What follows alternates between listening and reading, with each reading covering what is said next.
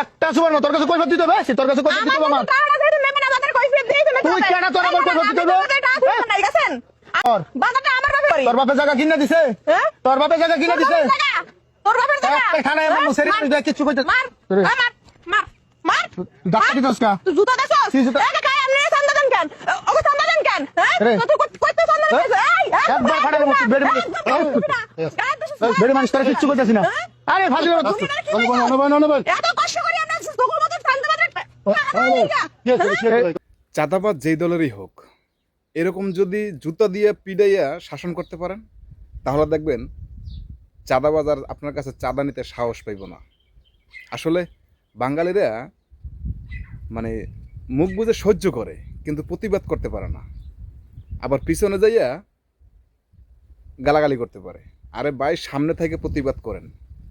এরকম যদি সামনে থেকে প্রতিবাদ করতে পারেন তাহলে বাংলাদেশ আর চাঁদাবাজ জন্মও নিবে না। হাত দিয়ে পিটানোর দরকার নাই, জুতা দিয়ে পিটাইবেন, তাহলে দেখবেন চাঁদাবাজরা সোজা হয়ে গেছে।